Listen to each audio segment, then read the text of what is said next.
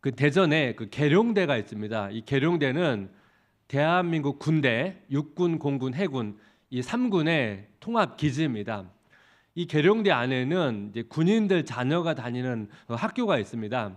저희 누나가 이 학교에서 이 아이들을 가르친 적이 있는데요. 이 아이를 지도하다 보니까 일반 학교와 다른 이 군 자녀다 보니까 좀 특별한 일들이 많이 일어나는데요.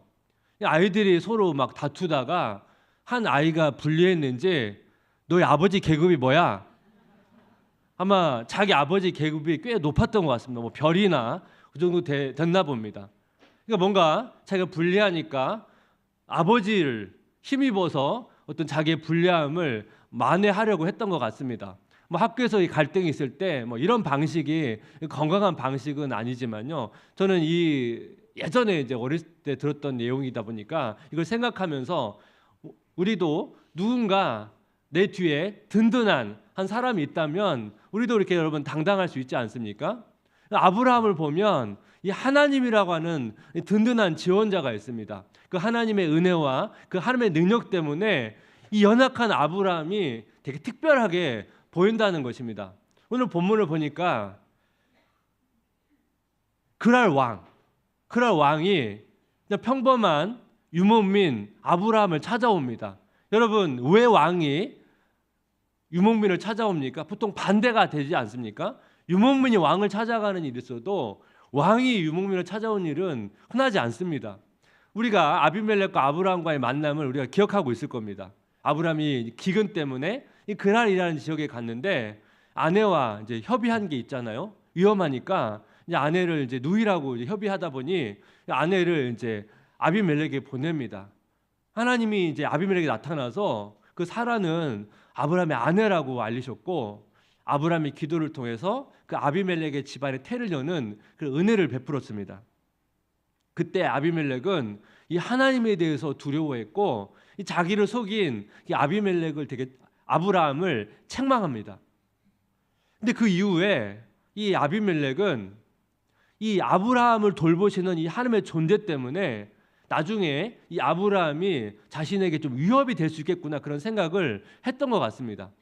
그래서 아브라함에게 찾아와서 조약을 맺자고 하는 거예요. 이 조약을 통해서 미래에 어떤 자신의 안전을 아마 보장받고 싶었던 것 같습니다.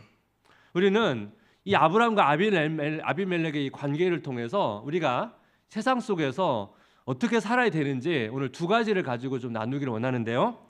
우리는 세상 속에서 어떻게 살아야 하는가? 첫 번째는 뭐냐면 하나님이 함께 하시는 자로 평가받는 삶입니다.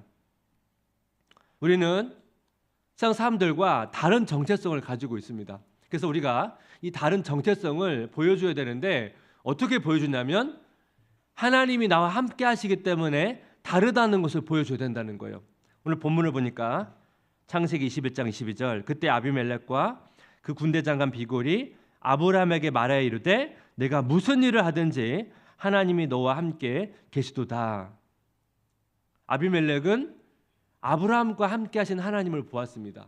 저는 이 말씀을 묵상하면서 이런 소원이 드는 거예요. 성도님 주변에 믿지 않는 많은 사람들이 있는데 성도님을 보면서 성도님 무슨 일을 하든지 하나님이 당신과 함께 하십니다. 여러분 이 고백을 들으시면 좋겠습니다. 그리고 이 고백을 들을 수 있도록 여러분 기도하시면 좋겠습니다. 근데 저는 이 내용을 묵상하면서 이런 생각이 드는 거예요. 우리가 세상 사람들 앞에서 어떠한 모습으로 증명되기를 원하는가? 우리는 세상 사람들보다 뭐 직업에 있어서 어떤 경제적인 면에 있어서 사회적인 면에 있어서 더 나은 모습을 보여줌을 통해서 내가 하나님을 믿으니까 이런 축복을 주시잖아. 우리는 세상들 앞에서 이런 모습으로 자신을 증명하기를 원할 수 있습니다. 저는 개인적으로 성도님이 뭐 직업적인 면이나 뭐 경제적인 면이나 사회적 면에서 지금보다 훨씬 더 좋아지기를 바래요. 그런데 하나님이 꼭 이런 방식으로만 세상 사람들 앞에서 우리를 인도하지는 않는다는 것입니다. 우리가 잘 아는 것처럼 예수님의 12제자 사도 바울을 보면 이들은 경제적으로 뭐 사회적으로 뭐 직업적으로 세상 사람들을 압도하는 방식으로 복음을 전하지 않았습니다. 예수님은 제자를 선택할 때 평범한 사람들을 선택했고요. 그나마 여러분 바울은 유대인 중에서 엘리트였거든요. 근데 바울도 복음을 전할 때 이 자신의 배경을 잘 드러내지 않았습니다. 오히려 반대로 자신은 성령의 능력으로 일하는 존재라는 것을 오히려 더 부각시켰거든요. 그래서 우리가 세상 속에 살 때 나는 무엇을 증명하기 원하는지 우리 마음을 점검해야 되는데요. 우리가 비록 연약하다 할지라도 하나님이 나와 함께 하신다는 것을 보여주기를 원하는지, 우리는 세상 사람들과 경쟁해서 내가 우위를 점함을 통해서 그것을 통해서 나의 신앙을 증명하기 원하는지를 점검할 필요가 있다는 거예요. 우리는 살 마음 깊은 곳에 이 후자를 굉장히 바라는 그런 모습이 있을 수 있다는 것입니다. 근데 성경을 보니까 성경은 좀 다른 관점에서 제시를 한다는 거예요. 우리가 잘 알고 있는 요셉을 보면 요셉이 이제 형제들의 시기와 질투로 애굽의 노예로 팔려갑니다. 보디발의 이제 노예가 되는데요. 이제 보디발이 요셉을 보고 무엇을 보았는지 한번 보십시오. 창세기 39장 2절 3절.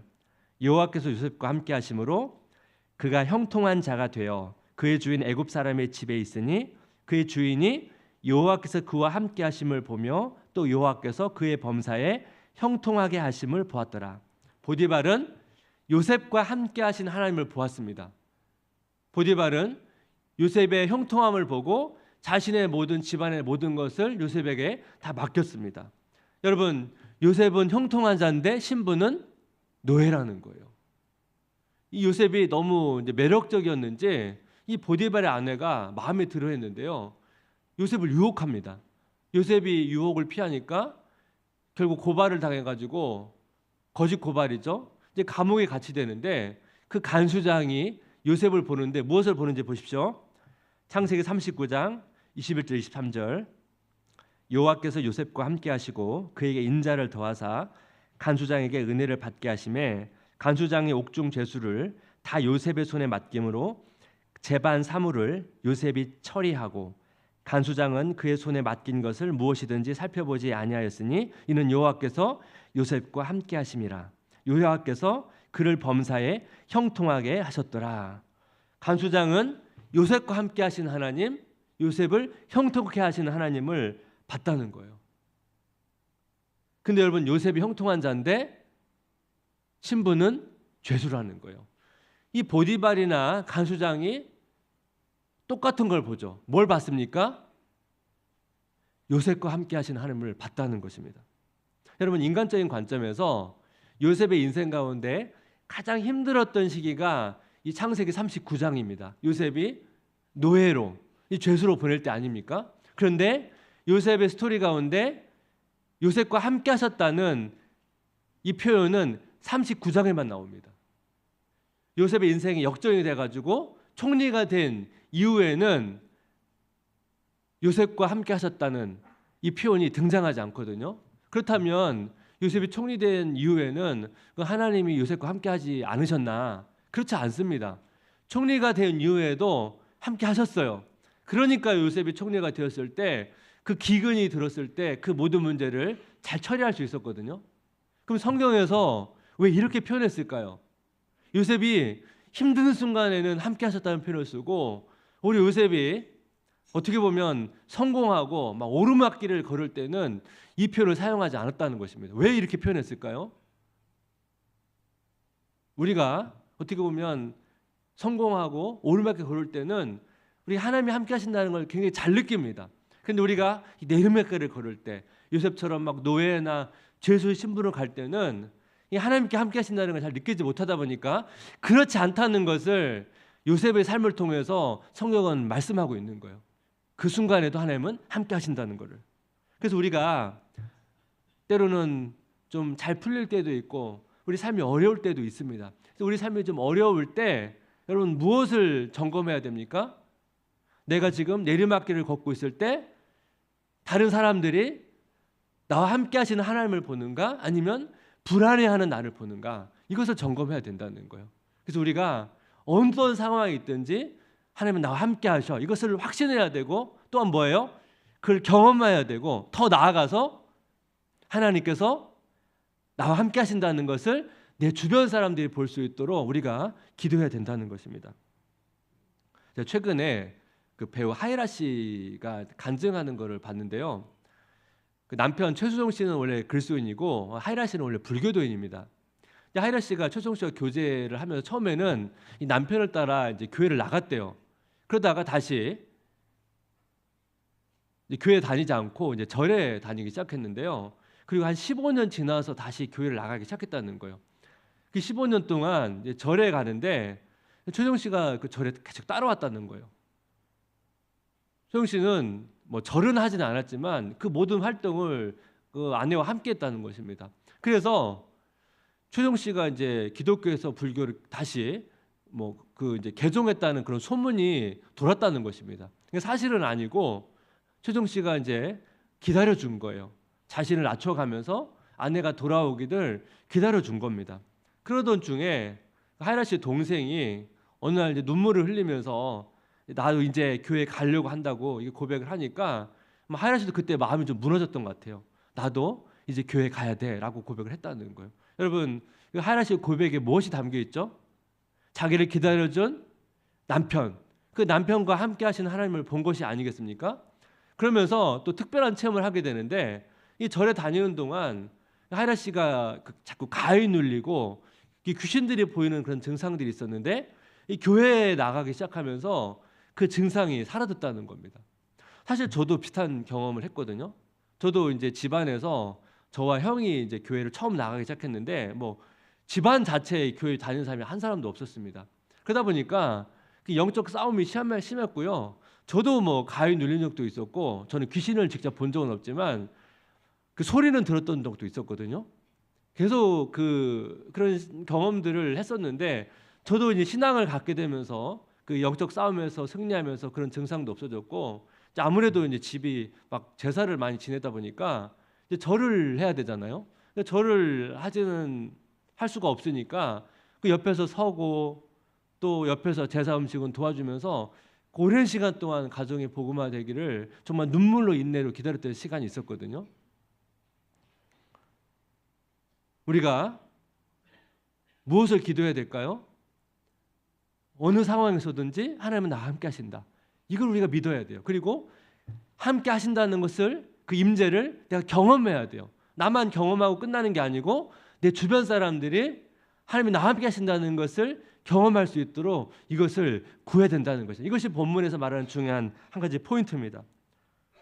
우리는 세상 속에서 어떻게 살아야 하는가? 두 번째는 뭐냐면 하나님을 신뢰하기에 계산하지 않는 삶입니다.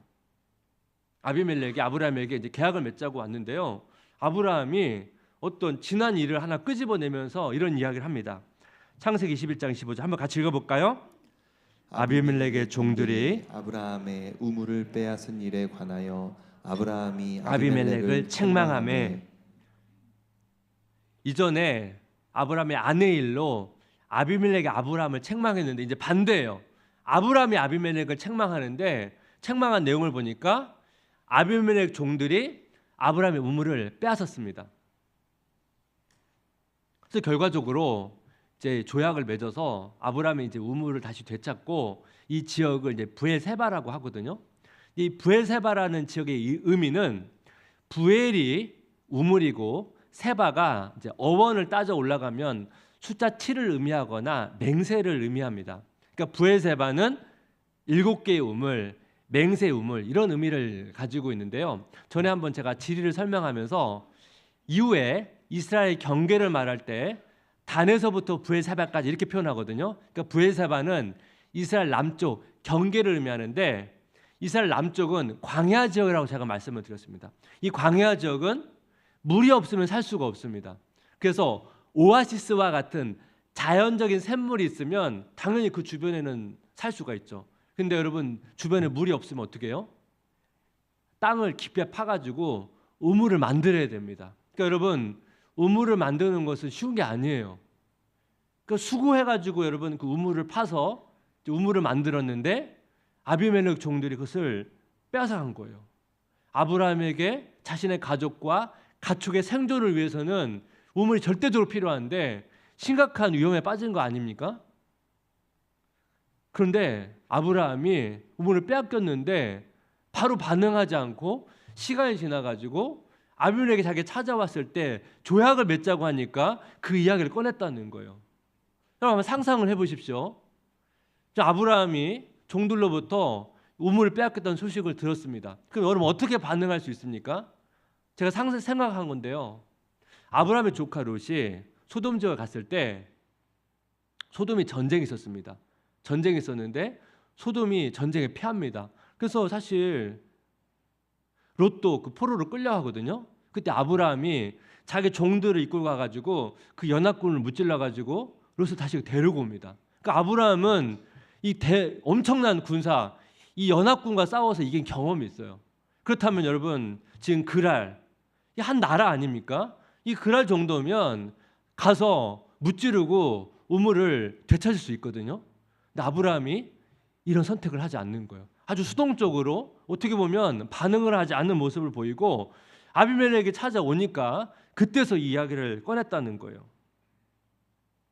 아비멜렉은 진짜 몰랐는지는 알지 못하지만 자기는 오늘에서야 알았다고 이렇게 고백을 하거든요. 그 다음에 또 아브라함의 반응이 또 놀라워요. 아브라함이 자기가 우물 팠으니까 자기 건데 선물을 줍니다. 그리고 오늘 본문을 보니까 7마리 안양 새끼를 주면서 이 우물이 내 것이라고 하는 내 소유물이라고 하는 것을 증명하는 계약을 맺자고 말합니다. 그것이 창세기 21장 30절 31절이에요. 아브라함이 이르되 너는 내 손에서 이 암양 새끼 7을 받아 내가 이 우물 판 증거를 삼으라 하고 두 사람이 거기서 서로 맹세하였으므로 그곳을 브엘사바라 이름하였더라. 아브라함은 어떻게 보면 무력으로 제압해서 이 우물을 차지할 수 있었는데 오히려 지금 반대로 선물을 줍니다. 아비멜렉은 선물도 안 줘요. 선물을 주면서 이 우물의 소유권을 주장한다는 거예요. 어떻게 아브라함은 이런 행동을 할 수 있습니까? 이런 반응을 할 수 있습니까? 아브라함은 자신과 함께 하시는 하나님을 믿었기 때문에 자기를 채워주실 거라는 그 믿음이 있었기 때문에 그렇습니다. 그 또 하나, 아브라함 이전에 이런 상황에서 비슷한 상황에서 경험했던 그런 은혜가 있었기 때문인데 어떤 경험입니까? 아브라함과 롯이 이제 가축이 너무 많아지니까 이 종들끼리 싸우는 거예요. 그래서 어떻게 합니까? 같이 살 수 없으니까 지역을 나누자고 말합니다. 그래서 그 선택권을 롯에게 주거든요. 롯에게 양보를 합니다. 근데 여러분 그 본문을 보게 되면 아브라함이 롯에게 양보하고 나서 롯이 떠나간 다음에 여러분 하나님의 반응을 보십시오. 창세기 13장 14절 17절 롯이 아브라함을 떠난 후에 여호와께서 아브라함에게 이르시되 너는 눈을 들어 너 있는 곳에서 북쪽과 남쪽 그리고 동쪽과 서쪽을 바라보라. 보이는 땅을 내가 너와 내 자손에게 주리니 영원히 이르리라. 내가 내 자손이 땅에 티끌 같게 하리니 사람이 땅에 티끌을 능히 셀 수 있을진데 내 자손도 세리라. 넌 일어나 그 땅을 종과 행으로 두루 다녀보라. 내가 그것을 내게 주리라. 롯이 아브라함을 떠나자마자 하나님이 나타나셔서 내가 눈을 들어 보이는 모든 땅을 다 주겠다고 말씀하세요. 계산하지 않고 양보한 아브라함에게 하나님께서 그 이상으로 채워주심을 경험하는 것입니다. 그러니까 아브라함은 이런 경험이 있기 때문에 이 아비멜렉과의 이 갈등 속에서도 양보할 수 있었던 거예요. 본문을 묵상하다가 최근에 겪었던 일인데요. 우리 교회가 주차장이 없거든요. 그래서 뭐 고난주간, 특별 새벽 부흥회, 특별 여러 가지 집회를 할 때는 동천식물원 주차장을 빌려야 됩니다. 빌릴 때마다 저희가 항상 이제 비용을 지불하거든요.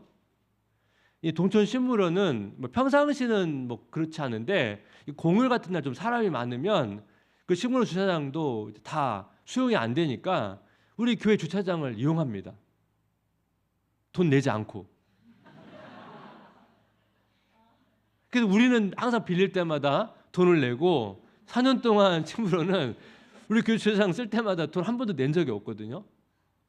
이번에 5월 30일 날 이제 한마음 축제 준비하면서 주일날 이제 오후 5시부터 저녁 때까지 사용해야 되니까 그 주차장을 빌려야 되거든요. 그래서 사장님께 전화 드려가지고 저희가 그 주차 공간을 좀 빌리면 좋겠다고 해서 이제 비용을 이제 내겠다고 하니까 사장님이 그동안 너무 미안하셨는지 5월 5일 날 어린이날에 우리 교회 주차장을 빌려주면 5월 31일 날 이제 무료로 사용하도록 해주겠다는 거예요.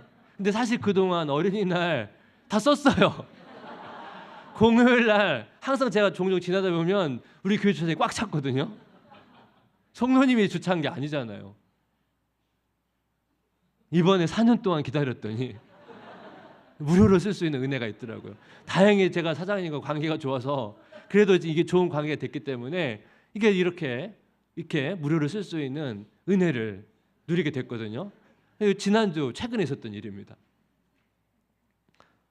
오늘 본문을 보니까 아비멜렉과 아브라함이 계약을 맺는데요. 아비멜렉이 아브라함을 대등한 존재로서 계약을 맺습니다. 왜 그렇습니까? 하나님 때문에. 이 하나님의 존재 때문에 유목민인 한 사람을 향해서 자기가 대등한 존재로서 계약을 맺는데 이 아브라함의 어떤 특별한 행동이 보입니다. 창세기 21장 33절. 아브라함은 브엘세바에 에셀 나무를 심고 거기서 영원하신 하나님 여호와의 이름을 불렀으며 아브라함이 에셀 나무를 심고 영원하신 하나님의 이름을 찬양합니다. 에셀 나무는 이스라엘 사람들에게 있어서는 보통 장수를 의미하는 나무거든요. 그러니까 영원을 의미하는 나무입니다. 그래서 에셀 나무를 심고 영원하신 하나님의 이름을 찬양했다는 건 뭐냐면 이 에셀 나무가 뭘 상징해요? 나와 함께 하시는 영원하신 하나님, 나와 함께 하시는 그 하나님의 지속적인 은혜를 강조하는 거죠. 그리고 아브라함은 그 은혜에 반응해서 어떻게 해요? 자신도 그 하나님의 은혜에 반응해서 영원하신 하나님을 찬양합니다. 이걸 보게 되면 보이세요? 하나님의 은혜와 그 은혜에 반응한 아브라함의 모습을 보여준다는 것입니다. 전에 한번 말씀을 드렸는데 우리는 하나님의 은혜를 선물로 받습니다. 근데 선물로 받는데 그 선물로 받은 우리가 어떻게 반응해야 됩니까?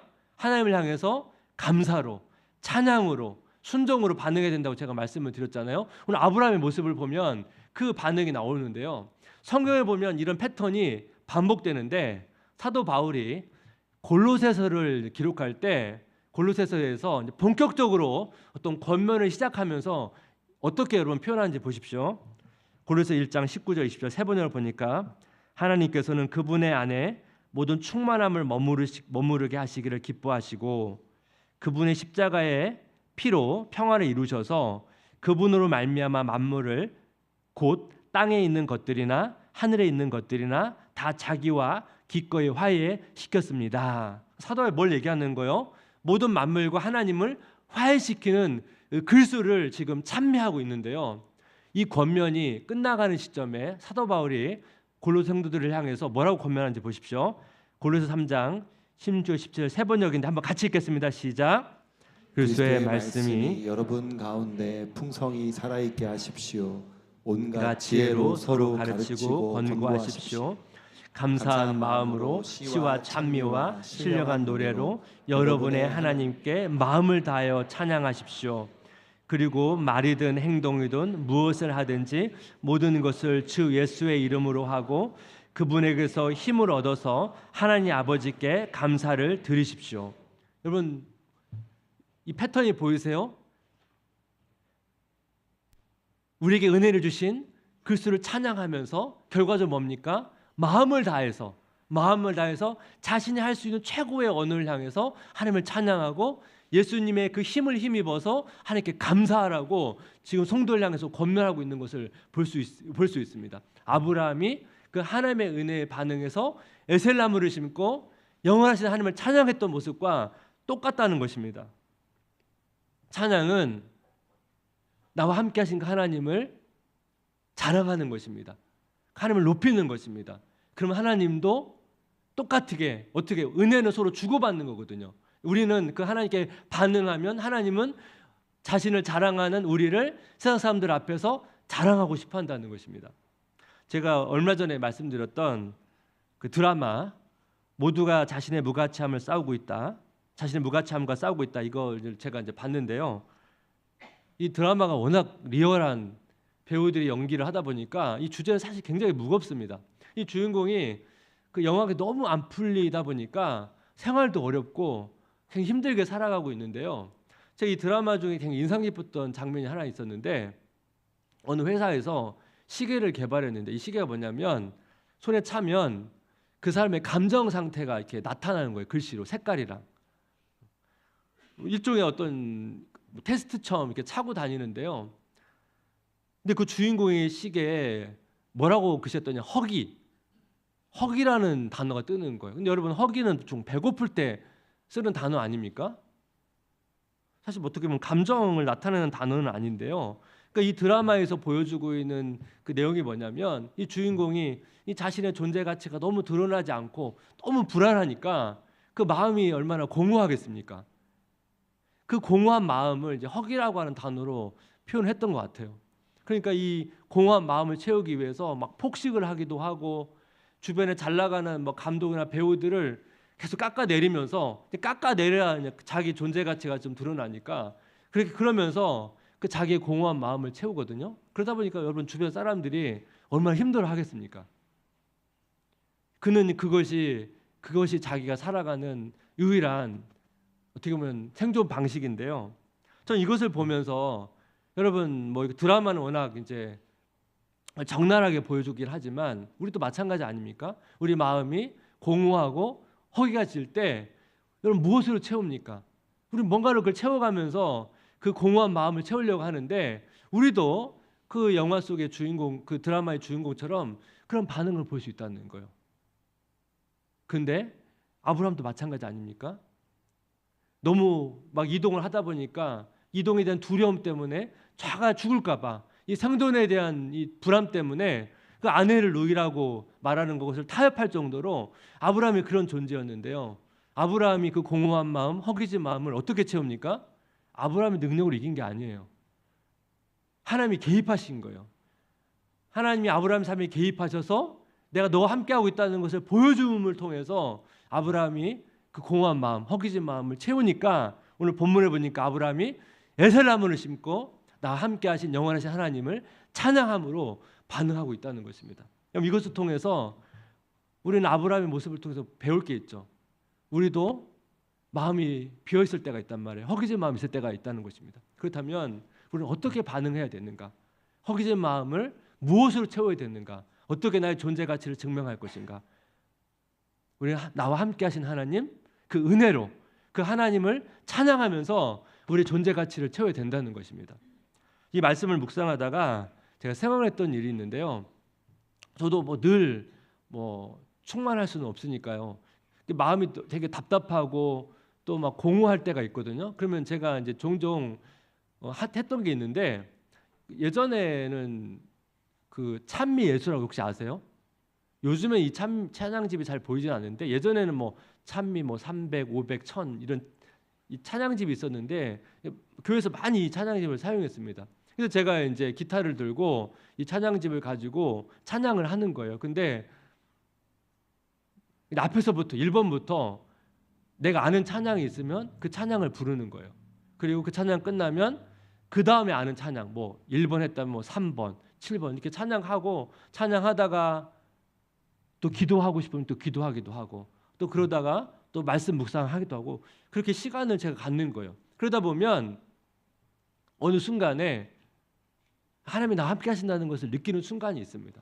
하나님이 나와 함께, 그러면서 제 마음이 이제 회복이 되거든요. 어떤 때는 빨리 오기도 하고, 어떤 때는 정말 오랜 시간 동안 찬양을 하면서 그런 시간을 보내는데요. 그럴 때 제가 좀 감격스러울 때가 있거든요. 그 감격스러울 때 우리가 나중에 천국 가면 다 함께 우리가 하나님을 찬양하는 그 감격스러운 성가대처럼 그런 순간들이 있겠지만, 내가 이 땅에서도 내가 하나님을 그렇게 뜨겁게 찬양했습니다. 제가 그런 고백을 드렸었거든요. 근데 제가 그 사건이 생각이 났던 거예요. 그러면서 나는 지금 내가 어떻게 하나님을 찬양하고 있는가, 내 은혜에 대해서 얼마나 하나님께 감사하고 하나님께 경배하고 있는가, 제 자신을 좀 반성하면서 돌아보게 됐다는 것입니다. 우리는 인생의 오르막길을 걸어갈 수도 있고 내리막길을 걸어갈 수도 있는데요. 근데 이게 중요한 게 아니더라고요. 오르막길이 형통이 아니고, 요셉을 보거나 아브라함을 보면 하나님께 함께 하시는 것이 형통입니다. 내가 어느 상황이 있든지 하나님께 나와 함께 하신다는 것을 우리가 경험해야 되고, 여기서 끝나는 게 아니고 내 주변에 있는 사람들이 하나님이 나와 함께 하신다는 것을 볼 수 있도록 우리가 기도해야 된다는 것입니다. 그래서 여러분, 오늘 상징적으로 아브라함처럼 에셀나무를 심으면 좋겠습니다. 하나님, 내가 하나님의 은혜에 대해서 반응하는 삶을 살고 싶습니다.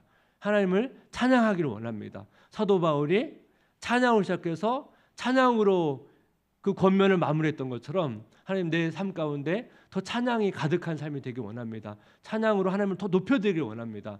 그래서 여러분, 한 주간 동안 나와 함께 하시는 그 하나님을 확신하고 또 경험하면서 하나님이 나와 함께 하신다는 것을 내 주변에 있는 사람들이 경험할 수 있도록 그것을 간구하시는 성도님이 되시기를 주님의 이름으로 축복합니다. 우리 같이 한번 주만 바라볼지라니 찬양을 좀 우리 마음으로 고백하면서 같이 찬양하며 기도하면 좋겠습니다. 하나님의 사랑을 사모하는 자, 하나님의 사랑을 사모하는 자, 하나님의 평안을 바라보는 자, 너의 모든 것 창조하신 우리 주, 너를 얼마나 사랑하시는지, 이 사랑이 어떻게 반응합니까? 하나님께 찬양과 경배하는 자, 하나님의 선하심을 닮아가는 자, 하나님의 선하심을 닮아가는 너의 모든 것 창조하신 우리 주, 너를 자녀 삼으셨네. 하나님 사랑의 눈으로, 하나님 사랑의 눈, 너를 어느 때나 바라보시고, 하나님 인자한 귀로서, 언제나 너에게 기울이시니, 어두움에 밝은 빛을 비춰주시고, 너의 작은 신음에도 응답하시니, 너는 어느 곳에 있든지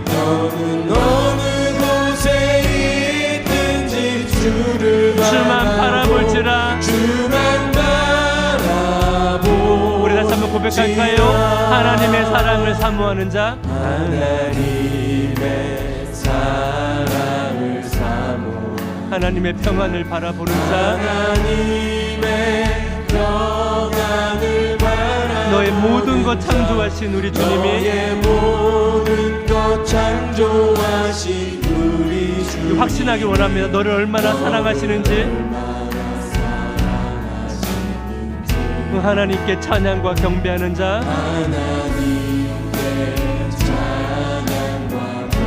하나님의 선하심을 닮아가는 자,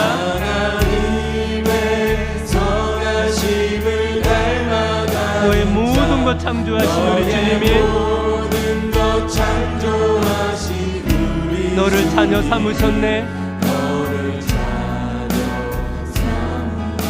하나님 사랑의 눈으로,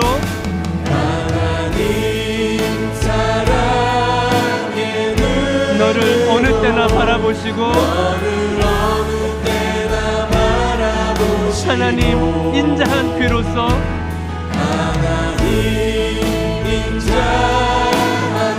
언제나 너에게 기울이시니, 어둠에 밝은 빛을 비춰주시고,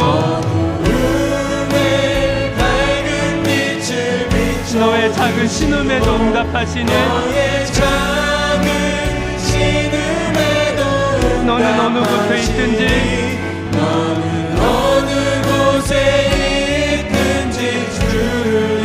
주만 바라볼지라. 하나님 사랑의 눈으로, 하나님 사랑의 눈으로 너를 어느 때나 바라보시고, 하나님의 인자한 귀로서, 하나님 인자한 귀로서 언제나 너에게 기울이시니,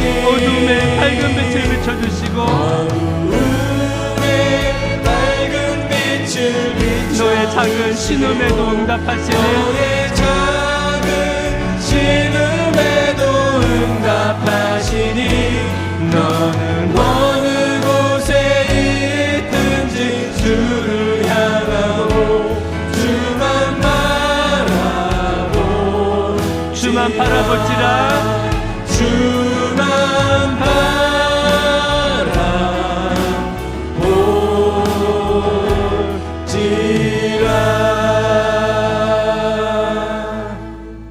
이 시간 말씀을 기억하면서